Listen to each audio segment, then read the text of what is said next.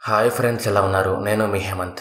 ఈరోజు మనం మలయాళంలో రీసెంట్గా రిలీజ్ అయిన ఉల్లుజుక్కు మూవీని ఎక్స్ప్లెయిన్ చేసుకుందాం. ఇలాంటి వీడియోస్ మీకు మళ్ళీ మళ్ళీ కావాలి అనుకుంటే ఇప్పుడు వీడియోని లైక్ చేసి ఛానల్ని సబ్స్క్రైబ్ చేసుకోండి. అలాగే మీకు ఏదైనా మూవీ ఎక్స్ప్లెనేషన్ కావాలనుకుంటే కామెంట్స్లో మాకు చెప్పండి, ఎక్స్ప్లెయిన్ చేసేందుకు ట్రై చేస్తాం.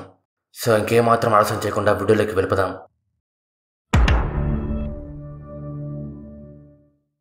ఇంకా మెయిన్ స్టోరీ విషయానికి వస్తే, అంజు రాజు ఇద్దరు లవర్స్. ఒకరంటే ఒకరికి చాలా ప్రేమ. అంజు ఒక బట్టల షాప్లో పనిచేస్తూ ఉంటుంది. రాజీవ్కేమో ఎప్పటికైనా సరే ఒక ఫుడ్ ట్రక్ని స్టార్ట్ చేయాలన్నది కోరిక. కానీ తనకి డబ్బులుండవు. దీనికి తోడు అంజు వాళ్ళ ఫాదర్ని వీళ్ళ పెళ్లికి ఒప్పించాలి అంటే చేతిలో ఏదో ఒక జాబ్ ఉండాలి. అందుకే తను ఒక జాబ్ కోసం వెతుక్కుంటూ ఉంటాడు. కానీ అంజు వాళ్ళ నాన్న వీళ్ళ ప్రేమ విషయం తెలుసుకొని వాళ్ళ పెళ్లికి ఒప్పుకోడు. ఎందుకంటే తనకి జాబ్ లేదు అనేది ఒక రీజన్ అయితే, ఇంకో రీజన్ తను వేరే మతం అని. అందుకు ఆయన అంజుని బెదిరించి థామస్ అనే ఒక అతనికి ఇచ్చి పెళ్లి చేస్తాడు. అంజు థామస్ని పెళ్లి చేసుకున్నాక లైఫ్లో అడ్జస్ట్ అయిపోవడం స్టార్ట్ చేస్తుంది. కానీ థామస్కి ట్యూమర్ వస్తుంది. అందుకు తన ఆరోగ్యం అస్సలు బాగలేకుండా అయిపోతుంది. థామస్ వాళ్ళ అమ్మ పేరు లీలా. తను అలాగే అంజు ఇద్దరూ కలిసి థామస్ని చూసుకుంటూ ఉంటారు. చూస్తూ ఉండగానే అంజు జీవితం నరకమైపోతుంది. తను పొద్దున్నే లేచినప్పటి నుంచి పడుకునే వరకు థామస్కి సేవలు చేస్తూనే ఉంటుంది. లీలా చిన్న వయసులో ఉన్నప్పుడు డాక్టర్ అవుదాం అనుకుంటుంది. దానికోసమే తన స్కూల్లో బాగా కష్టపడి మంచి మార్కులు తెచ్చుకుంటుంది. కానీ తనకి 19 సంవత్సరాల వయసు ఉన్నప్పుడే ఇంట్లో వాళ్ళు తనకి పెళ్లి చేసేస్తారు. దాంతో తనకి 21 సంవత్సరాలు వచ్చేసరికి శబా, అలాగే 23 సంవత్సరాలు వచ్చేసరికి థామస్ పుడతారు. ఫ్యామిలీ అంతా చాలా సంతోషంగా ఉంటారు. కానీ ఎప్పుడైతే లీలా భర్త చనిపోతాడో అప్పటి నుంచి అంతా మారిపోయి ఉంటుంది. శబా పెళ్లి చేసుకొని తన ఇంటిని తను చూసుకుంటూ ఉంటుంది. కనీసం థామస్ పెళ్ళైన తర్వాత అయినా అంతా మారుతుంది అనుకుంటే పరిస్థితులు ఇంకా దారుణంగా అవుతాయి. అందుకు తను రోజు బాధపడుతూనే ఉంటుంది. ఒకరోజు అంజు థామస్ని పిలుచుకుని హాస్పిటల్కి వెళ్ళినప్పుడు రాజీవ్ కనిపిస్తాడు. రాజీవ్ అంజుతో మాట్లాడుతూ, నీకు అప్పుడప్పుడు ఫోన్ చేసి మాట్లాడుతుంటా అంటాడు. దానికి అంజు నో చెప్పలేకపోతుంది. ఇద్దరు అప్పుడప్పుడు ఫోన్ చేసుకుంటూ మాట్లాడుకోవడం స్టార్ట్ చేస్తారు. రోజులు గడిచే కొద్దీ మళ్ళీ ఇద్దరు చాలా క్లోజ్ అయిపోతారు. అంజు రాజీవ్ని కావడం కోసం ఇంట్లో వాళ్ళకి ఏదో కారణం చెప్పి తన దగ్గరికి వస్తూ ఉంటుంది. ఇంట్లో వాళ్ళకి తన మీద డౌట్ రాకూడదు అని రాజీవ్ ఫోన్ నెంబర్ని మరియా పేరుతో సేవ్ చేసుకుని ఉంటుంది. కొన్ని రోజులు అంతా బాగానే ఉంటుంది. కానీ ఒకరోజు అంజు ప్రెగ్నెంట్ అవుతుంది. దానికి కారణం రాజీవ్. అంజు తన ప్రెగ్నెన్సీ విషయం తెలుసుకొని చాలా టెన్షన్ అయిపోతూ రాజుకి ఫోన్ చేసి చెప్తుంది. అప్పుడు రాజీవ్ మాట్లాడుతూ, ఏం జరిగినా సరే నేను నీకోసం ఉన్నా అంటాడు. దానికి అంజు, నేను ఇంకా ఒక్క నిమిషం కూడా ఇంట్లో ఉండలేను, నీ దగ్గరికి వచ్చేస్తా అంటుంది. కానీ అప్పుడే థామస్ ఇంట్లో కింద పడి దెబ్బ తగిలించుకుంటాడు. అందుకు లీలా అంజు ఇద్దరూ కలిసి థామస్ని హాస్పిటల్లో జాయిన్ చేస్తారు. థామస్ వాళ్ళ అక్క శబా కూడా హాస్పిటల్కి వస్తుంది. అంజు తన ప్రెగ్నెన్సీ విషయం ఎవరికి చెప్పకుండా తనలో తన టెన్షన్ పడుతూ ఉంటుంది. దాన్ని లీలా గమనించి ఏమైనా ప్రాబ్లమా అంటుంది. కానీ తను ఏమీ చెప్పదు. తను అదే పనిగా అద్దంలో చూసుకుంటూ కడుపును ముట్టుకోవడం లీలా చూసి అంజుకి ప్రెగ్నెన్సీ వచ్చిన విషయం తెలుసుకుంటుంది. కానీ ఆ బిడ్డకి తండ్రి థామస్ అనుకుంటుంది. ఇంట్లో వాళ్ళంతా అంజు ప్రెగ్నెన్సీ గురించి తెలుసుకొని చాలా సంతోషపడతారు. అంజు వాళ్ళ అమ్మ నాన్న కూడా తన దగ్గరికి వచ్చి చాలా హ్యాపీగా ఫీల్ అవుతారు. లీలా అంజుతో మాట్లాడుతూ, నీ ప్రెగ్నెన్సీ గురించి థామస్కి చెప్పు, నువ్వు ఈ విషయం తనకు చెప్తే తను త్వరగా కోలుకునే అవకాశం ఉంది అంటుంది. అంజుకి చెప్పడం ఇష్టం లేకపోయినా లీలా ఫోర్స్ చేయడం వల్ల థామస్కి చెప్దామనుకుంటుంది. కానీ థామస్ చనిపోతాడు. తను చనిపోయేసరికి అందరూ చాలా బాధపడతారు.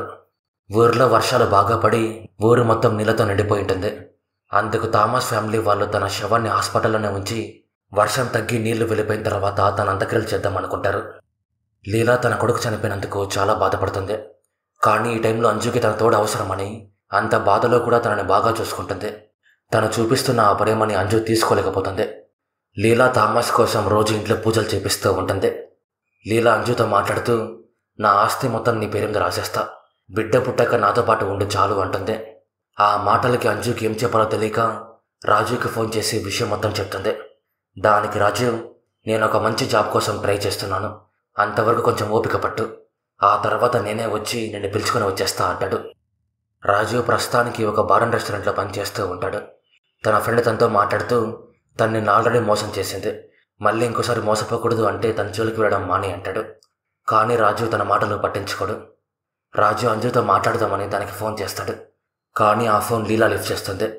అప్పుడు లీలా మరియా అంటే అమ్మాయి కాదు అబ్బాయి అని తెలుసుకొని షాక్ అయిపోతుంది.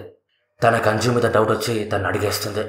అప్పుడు అంజుకి ఏం చెప్పాలో తెలియక, తను నా కాలేజ్ ఫ్రెండ్, నన్ను ఓదార్చికి అప్పుడప్పుడు ఫోన్ చేస్తుంటాడు అని చెప్తూ, నేను తనతో ఫ్రెండ్షిప్ చేయడం అమ్మా నాన్నకి ఇష్టం లేదు, అందుకే ఫోన్లో పేరు మార్చి సేవ్ చేశా అంటుంది.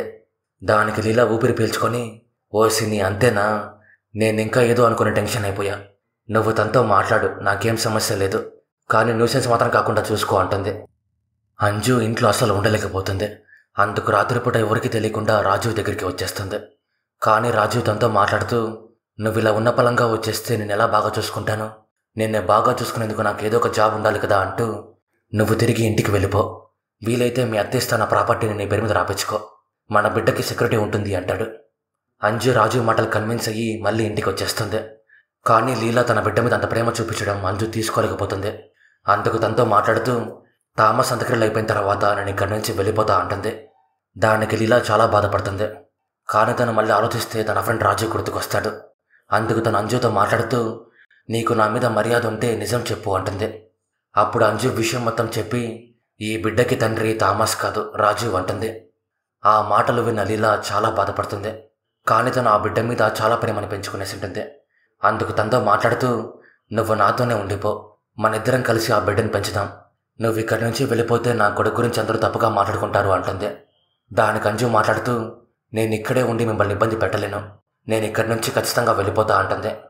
వీళ్ళ మాటలన్నీ విన్న అంజు వాళ్ళమ్మ, అసలు మీ ఇద్దరి మధ్య ఏం జరుగుతోంది అని లీలాతో అంటుంది. అప్పుడు లీలా విషయం మొత్తం తనకు చెప్పేస్తుంది. అంజు వల్ల నా విషయం తెలుసుకొని అంజుని కొడతాడు. తను అంజు దగ్గర నా ఫోన్ లాక్కొని, నువ్వు ఇక్కడే ఉంటావు, ఎక్కడికి వెళ్ళవు అంటాడు.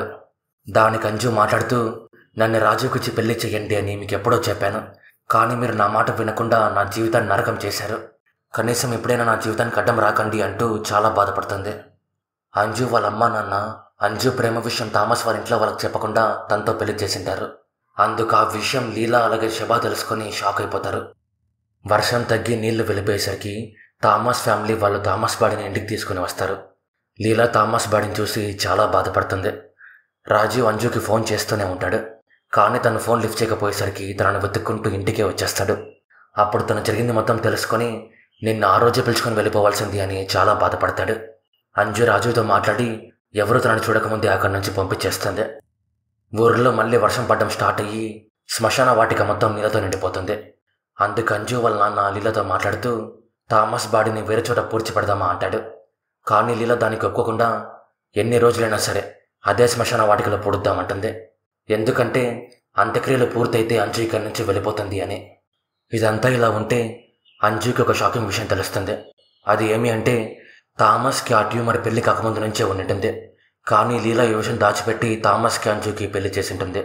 అందుకు అంజు లీలా మీద అరుస్తూ, ఈ విషయం నాకెందుకు చెప్పలేదు, నా జీవితంలో చేసినందుకు నీకు నీ కొడుకు ఇలా కావాల్సిందే అంటుంది. అంజు వాళ్ళ పేరెంట్స్ థామస్ గురించి ఎంక్వైరీ చేసినప్పుడు అంజు వాళ్ళ అమ్మకి థామస్ హెల్త్ కండిషన్ గురించి తెలిసింటుంది. కానీ ఈ పెళ్ళి అయితే అంజు సంతోషంగా ఉంటుంది అని ఈ విషయం దాచిపెట్టింటుంది. ఇప్పుడు ఈ విషయం అంజు తెలుసుకొని వాళ్ళ అమ్మతో మాట్లాడడం మానేస్తుంది. అంజు లీలాతో మాట్లాడుతూ, నీ కొడుకు నన్ను ఒకరోజు కూడా ప్రేమగా చూసుకుంది లేదు, నేనేదో ఆటబొమ్మ అయినట్టు తనను చూసుకోవడం కోసము అలాగే తనతో పడుకోవడం కోసం మాత్రమే యూజ్ అయ్యాను అంటూ, మీరు మీ భర్త మీ కొడుకు ఎలా ప్రేమించాలో నేర్పించలేదు, అందుకే నాకు రాజుకి మధ్య ఉన్న ప్రేమను కూడా మీరు అర్థం చేసుకోలేకపోతున్నారు అంటుంది. అంజు అన్న మాటలకి లీలాకి ఏం చెప్పాలో తెలియక తనలో తానే చాలా బాధపడుతుంది.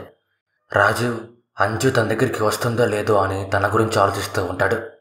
లీలా అంజు వాళ్ళ నాన్నతో మాట్లాడుతూ, నేను ఎన్ని రోజులు థామస్ అంత్యక్రియలు ఆపిందే అంజు మనసు మార్చుకుంటుంది అని, కానీ తను మనసు మార్చుకోదని అర్థమైంది. నువ్వు చెప్పినట్టే థామస్ అంత్యక్రియలు వేరే చోట చేద్దామంటూ, నీలాగే నీ కూతురు చాలా మండిది, తన జీవితాన్ని తనే బతకని, నువ్వు తనకు అడ్డం వెళ్ళి తన్ని ఆపద్దు అంటుంది. అంజు వాళ్ళ నాన్న లీలా మాటలు విని అంజు సెల్ని తనకిచ్చేసి, అంత్యక్రియలు అయిన తర్వాత నువ్వు రాజు దగ్గరికి వెళ్ళిపో అంటాడు. అంజు ఈ విషయం రాజుకి ఫోన్ చేసి చెప్తుంది. దానికి రాజు ఈ గ్యాప్లో ఏం జరిగింది అని షాక్ అయిపోయి, మీ అత్త ఆ ప్రాపర్టీని నీకు ఇస్తుందేమో ఒకసారి కనుక్కో అంటాడు. అంజు రాజు మాటలు విని లీలాతో మాట్లాడదామని వెళ్తుంది. కానీ శబా కోపంగా మాట్లాడుతూ, వేరే వాడితో వెళ్ళిపోయేదానికి మాతో ఏం పని అంటుంది. దానికి అంజు ఏం మాట్లాడకుండా అక్కడి నుంచి వచ్చేస్తుంది. ఇంట్లో వాళ్ళంతా కలిసి థామస్ అంత్యక్రియలకి అన్ని సిద్ధం చేస్తారు. అంజు కూడా అంత్యక్రియలు అవుతున్నట్టే ఇక్కడి నుంచి వెళ్ళిపోవాలి అని అన్నీ ప్యాక్ చేసుకుంటుంది. లీలా అంజుతో మాట్లాడుతూ, ఈ ప్రాపర్టీ మొత్తం నీ పేరు మీద రాస్తా అంటుంది. కానీ అంజు నేను ఆ భారాన్ని మోయలేను అంటూ నాకు ఈ ప్రాపర్టీ వద్దు అంటుంది. దానికి లీలా అంజుకు ఒక గోల్డ్ చైన్ ఇచ్చి, నీ బిడ్డకి నాదే ఫస్ట్ గిఫ్ట్, నీకు నీ బిడ్డకి ఇంట్లో ఎప్పుడు చోటు ఉంటుంది అని చెప్తూ అప్పుడప్పుడు వచ్చి నన్ను కలుస్తుండు అంటుంది. అంజు వాళ్ళ అమ్మతో మళ్ళీ కలిసిపోతుంది. అందరూ కలిసి థామస్ అంత్యక్రియల్ని పూర్తి చేస్తారు. రాజు అంజుని పిలుచుకుని వెళ్ళడం కోసం అక్కడికి వస్తాడు. తను అంజు ప్రాపర్టీని వద్దన్న విషయం తెలుసుకొని, నీకు నా మీద ప్రేమ ఉంటే దాన్ని వద్దని చెప్పేదాన్ని కాదు అంటాడు. దాన్ని తను మాట్లాడుతూ, నేను నీతో ఉండేదానికి ఇంట్లో ఎంత సఫర్ అని నీకు తెలుసు కదా అంటుంది. అప్పుడు రాజు కోపంగా మాట్లాడుతూ, నువ్వు వేరే వాడితో పడుకున్నా కూడా నేను యాక్సెప్ట్ చేస్తున్నా కదా అంటాడు. కానీ తర్వాత తనన్న మాటలకి సారీ చెప్తాడు. అంజు రాజు అన్న మాటలకి చాలా ఫీల్ అయ్యి, నేను రాజుతో ఉండడం కంటే మా అత్తతోనే ఉండడం కరెక్ట్ అని రాజుని వదిలేసి తనతో పాటు మళ్ళీ ఇంటికి వెళ్ళిపోతుంది. దానికి లీలా చాలా హ్యాపీగా ఫీల్ అవుతుంది. ఇక్కడ మూవీ ఎండుతుంది. సో ఇది ఫ్రెండ్స్ ఒళ్ళు జుక్కో మూవీ గురించి. స్టోరీ మీకు ఎలా అనిపించిందో కామెంట్స్లో మాకు చెప్పండి. అలాగే ఈ వీడియో నచ్చిందో లేదో కూడా కామెంట్స్లో మాకు చెప్పండి. అలా మీరు చెప్పడం వల్లే నాకు ఇలాంటి వీడియోస్ మళ్ళీ చేయాలో లేదో తెలుస్తుంది. సో ఈ వీడియో నచ్చిందో లేదో కామెంట్స్లో మాకు చెప్పండి. అలాగే ఇలాంటి వీడియోస్ మీకు మళ్ళీ మళ్ళీ కావాలనుకుంటే ఇప్పుడే వీడియోని లైక్ చేసి మీ ఫ్రెండ్స్తో ఫ్యామిలీతో షేర్ చేయండి. అలాగే ఇలాంటి మరెన్నో ఇంట్రెస్టింగ్ వీడియోస్ మీరు మిస్ అవ్వకూడదు అనుకుంటే ఇప్పుడే మన ఛానల్ని సబ్స్క్రైబ్ చేసుకోండి. మరో వీడియోతో మళ్ళీ కలుద్దాం. అంతవరకు బాయ్.